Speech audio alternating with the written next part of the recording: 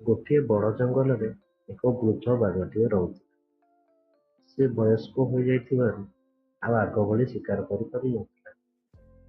ଦିନେ ସେ ବହୁତ ଭୋକିଲା ଥିଲା, କିନ୍ତୁ କୌଣସି ପଶୁ ତା ହାବୁଡ଼ରେ ପଡୁନଥିଲା। ଶେଷରେ ବାଘଟିଏ ଏକ ବୁଦ୍ଧି ପାଞ୍ଚିଲା। ଗୋଟିଏ ଗୁମ୍ଫା ଭିତରେ ପଶି ରହିଲା ଏବଂ ଭାବିଲା, ଯେଉଁ ପଶୁ ଏହି ଗୁମ୍ଫା ଭିତରକୁ ଆସିବ, ମୁଁ ତାକୁ ସହଜରେ ଶିକାର କରି ଖାଇବି।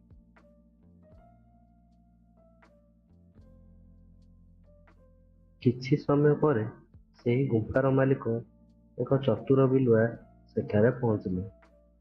ବିଲୁଆଟି ଗୁମ୍ଫା ବାହାରେ ବାଘର ପାଦ ଚିହ୍ନ ଦେଖିବାକୁ ପାଇଲେ। ସେ ଦେଖିଲା ଯେ ପାଦ ଚିହ୍ନଗୁଡ଼ିକ ଗୁମ୍ଫା ଭିତରକୁ ଯାଇଛି, କିନ୍ତୁ ବାହାରକୁ ଫେରିବାର କୌଣସି ଚିହ୍ନ ନାହିଁ। ବିଲୁଆଟି ସନ୍ଦେହ କଲା। ସେ ସତ୍ୟତା ଜାଣିବା ପାଇଁ ଗୁମ୍ଫା ବାହାରେ ଠିଆ ହୋଇ ବଡ଼ ପାଟିରେ କହିଲା, ହେ ମୋର ପ୍ରିୟ ଗୁମ୍ଫା, ଆଜି ତୁମେ ଚୁପ୍ କାହିଁକି? ପ୍ରତିଦିନ ତ ମୁଁ ଆସିଲେ ତୁମେ ମୋତେ ସ୍ୱାଗତ କର। ଆଜି କ'ଣ ଭୁଲିଗଲ କି? ଯଦି ତୁମେ ମୋତେ ଉତ୍ତର ନ ଦେବ, ତେବେ ମୁଁ ଅନ୍ୟ ଗୁମ୍ଫାକୁ ଚାଲିଯିବି।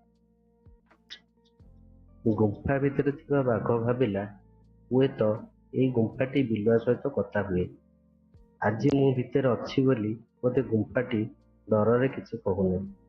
ବାଘଟି ନିଜର ଶିକାର ହରାଇବାକୁ ଚାହୁଁନଥିଲା, ତେଣୁ ସେ ନିଜେ ଗୁମ୍ଫା ବଦଳରେ ଗର୍ଜନ କରି କହିଲା, ଆସ ଆସ ବନ୍ଧୁ, ତୁମକୁ ସ୍ୱାଗତ।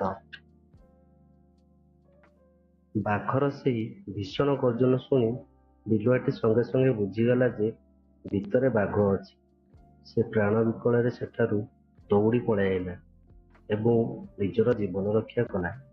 ବାଘଟି ତାର ବୋକାମି ପାଇଁ ହାତରେ ଆସିଥିବା ଶିକାରକୁ ହରାଇ ଭୋକିଲା ରହିଲା।